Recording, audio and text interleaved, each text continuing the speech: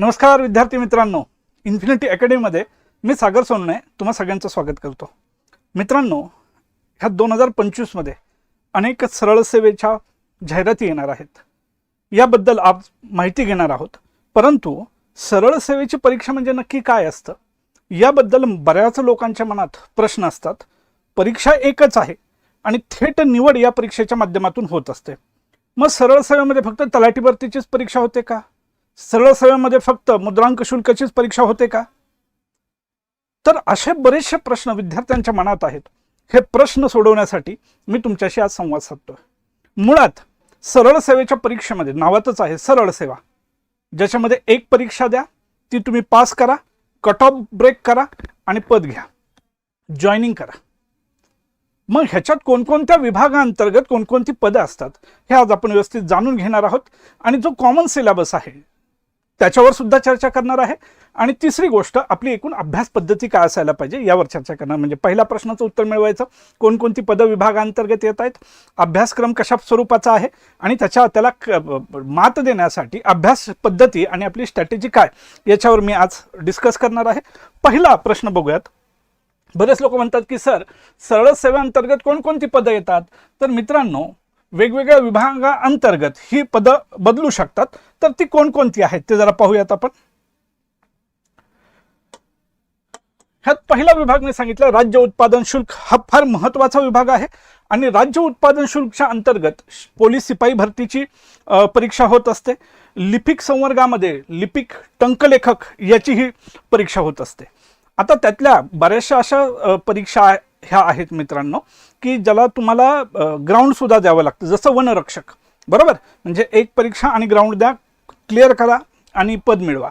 दुसरा एक विभाग आहे वन विभाग, जसं राज्य उत्पादन शुल्कमध्ये आपण पोलीस शिपाई म्हणलं, लिपिक संवर्ग म्हणलं, त्याचबरोबर वन विभागांतर्गत वनरक्षक हे एक पद महत्त्वाचं आहे आणि लेखापाल हे एक महत्त्वाचं पद आहे।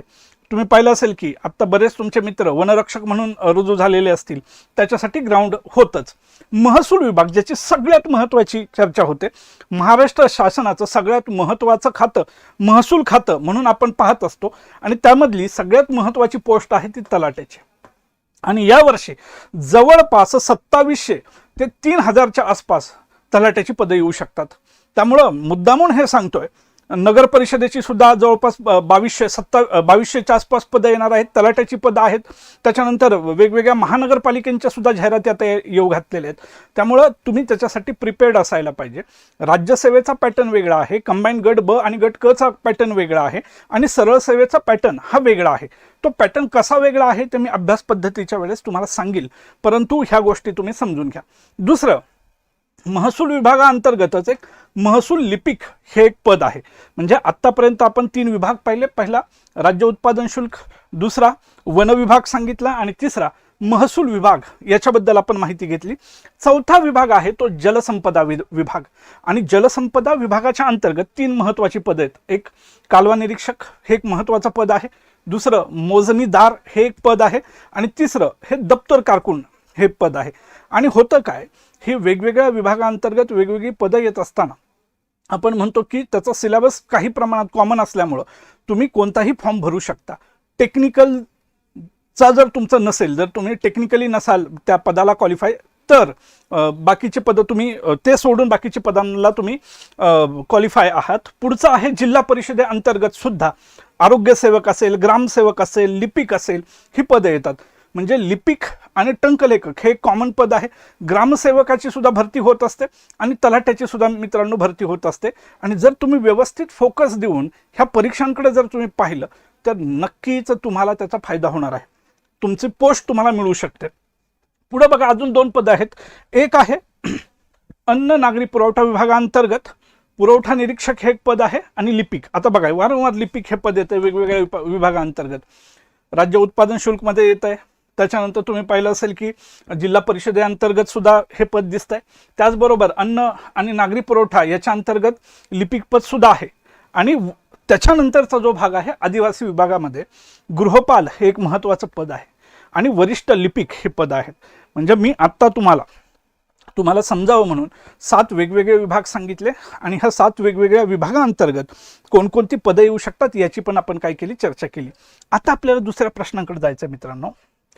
आपला दुसरा प्रश्न आहे की सर अभ्यासक्रम काय आहे. मेजर 4 गोष्टी आहेत टेक्निकल सोडलं तर.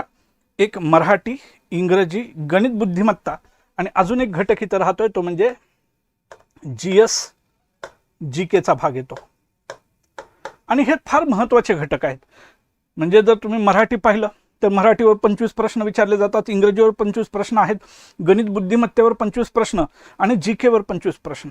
म्हणजे मी नेहमी म्हणत असतो हे 4 घटक असे आहेत, हे 4 घटक कोणत्याही विद्यार्थ्यांनी खूप चांगले केले पाहिजेत. मराठी, इंग्रजी, गणित, बुद्धिमत्ता. आता बघा मी तुम्हाला थोडक्यात जरा समजावून सांगतो काय महत्त्व आहे हे 4 विषयांचं. आपण म्हणलं पोलीस भरती, मी इथं लिहितो पोलीस भरतीसाठी मराठी आहे बरोबर, पोलीस भरतीसाठी इंग्रजी नाही आहे बरोबर, पोलीस भरतीसाठी गणित 25 मार्काला आहे, बुद्धिमत्ता 25 मार्काला आहे आणि GS GK सुद्धा किती मार्काला आहे, 25 मार्काला आहे. दुसरा आपण सरळ सेवा बघूयात. सरळ सेवेची जर चर्चा केली तर सरळ सेवेमध्ये मराठी 25 प्रश्न, इंग्रजी 25 प्रश्न, गणित आणि बुद्धिमत्ता 25 प्रश्न आणि GS GK वर सुद्धा प्रश्न आहेत. म्हणजे हे 4 घटक, म्हणजे हे GS GK सोडून द्या तुर्तास, परंतु मराठी, इंग्रजी, गणित, बुद्धिमत्ता पाहिलं तर सरळ सेवेला तो सुद्धा तुम्हाला ते कामाला येतं. चला पुढे मी आता देतो बघा. अजून मी गट ब आणि गट क बद्दल म्हणतोय, कंबाईन बद्दल. कंबाईनच्या मुख्य परीक्षेला मराठी आहे, कंबाईनच्या मुख्य परीक्षेला इंग्रजी आहे, कंबाईनच्या पूर्व परीक्षेला गणित आहे, कंबाईनच्या पूर्व परीक्षेला बुद्धिमत्ता आहे. हिथं लिहिलं मी राज्यसेवेच्या मुख्य परीक्षेला मराठी आहे, राज्यसेवेच्या मुख्य परीक्षेला इंग्रजी आहे, राज्यसेवेच्या सीसॅटच्या पेपरमध्ये गणित आहे आणि त्याच्यामध्ये बुद्धिमत्ता सुद्धा आहे. हे UPSCला सुद्धा आहे. म्हणजे हे 4 घटक हे इतके महत्त्वाचे घटक आहेत की भारतातल्या कोणत्याही गट अ पासून गट ड पर्यंत हे तुम्हाला करायचेतच बरोबर. त्यामुळं त्याची आता अर्थात UPSCचं मराठीची पातळी वेगळी असेल, गणिताची पातळी वेगळी असेल, सरळ सेवेची वेगळी असेल, पण विषय मात्र सेम आहेत. त्यामुळं गणित, बुद्धिमत्ता, मराठी आणि इंग्रजी याची आपल्याला व्यवस्थितच तयारी करायची. मी इथं तुम्हाला टॉपिक नाही सांगत बसत, ते तुम्हाला माहीत सुद्धा आहेत. मुद्दा हा आहे की त्या विषयांचं मला तुम्हाला महत्त्व पटवून द्यायचं आहे आणि जर तुम्ही हे चांगले केले तर सरळ सेवेला तुम्हाला त्याचा फायदा होईलच होईल. आणि भविष्यात मलाच काल एकाचा फोन आलता, वनरक्षक म्हणून तो विद्यार्थी संजय गांधी राष्ट्रीय उद्यानामध्ये नोकरीला आहे. तो म्हणला की मागच्या गेटला मी असतो सर. तर त्याचं म्हणणं वय वर्ष 24 सर, माझं आत्ता सिलेक्शन तिथं मी रुजू झालेलो आहे आणि तलाट्याच्या वेटिंगमधून पण माझं नाव आता आलेलं आहे आणि सर मला भविष्यामध्ये राज्यसेवेची किंवा कंबाईनची तयारी करायची आहे. आता त्याला त्याचा फायदा काय होणार आहे, अर्थात तो तलाठी झाला आहे त्यामुळे मराठी, इंग्रजी, गणित, बुद्धिमत्ता त्याचं चांगलंच असणार आहे आणि भविष्यात जर त्याला मोठ्या पदाची जर वेध असेल तर तेही तुम्ही घेऊ शकता. त्यामुळे तुमचा पाया हा चांगला असायला पाहिजे. हेच काम इन्फिनिटी करत असतं मित्रांनो, हे तुम्ही समजून घेण्याचा प्रयत्न करा. पुढे बघा, आता आपण हे पाहतोय की हे अभ्यास पद्धती काय कशी असेल, तर अभ्यासाचं स्ट्रॅटेजी काय असायला पाहिजे. तर पहिली महत्त्वाची स्ट्रॅटेजी ही आहे की PYQ व्यवस्थित तुम्ही काय केले पाहिजेत, पाहिले पाहिजेत. त्याचबरोबर 1 लाइनर स्वरूपाचे प्रश्न असतात. जसं राज्यसेवेला आणि UPSCला स्टेटमेंट बेस्ड प्रश्न असतात तर इथं तसे प्रश्न नसतात. तर तिथं 1 लाइनर स्वरूपाचे काय असतात प्रश्न आपल्याला विचारले जातात. त्यामुळे जसं आर्य समाजाची स्थापना कधी झाली, सत्यशोधक समाजाची स्थापना कधी झाली, एकेश्वरवादाचा सिद्धांत कुणी स्वीकारला होता, वेदांकडे परत चला असं कुणी म्हणलेलं आहे. म्हणजे 1 लाइनर स्वरूपाचे प्रश्न आहेत. त्यामुळे ते जरा पाठांतराच्या पातळीवर समोर जात असतात. याच्यासाठी तुम्ही प्रिपेअर्ड असायला पाहिजे. जास्तीत जास्त सराव केला पाहिजे मित्रांनो. जितका जास्त सराव कराल तेवढा तुम्हाला परीक्षेसाठी काय होईल, फायदा होत असणार आहे. आणि रिव्हिजन जास्त केली पाहिजे.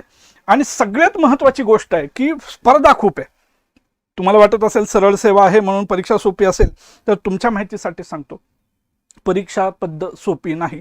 परीक्षा ही फार अवघड आहे, स्पर्धा खूप आहे आणि ह्या स्पर्धेला जर तुम्हाला ब्रेक करायचं असेल तर जास्तीत जास्त मेहनत करावी लागेल, जास्तीत जास्त अभ्यास करावा लागेल. म्हणजे असाध्य ते साध्य करिता सायाचं कारण अभ्यास तुका म्हणे. म्हणजेच काय की तुम्ही मेहनत करा, तुम्ही सराव करा आणि तुम्हाला जे निश्चित यश आहे ते नक्की मिळत राहील. इन्फिनिटीमध्ये सरळ सेवेची ऑनलाईन रेकॉर्डेड बॅच सुद्धा उपलब्ध आहे.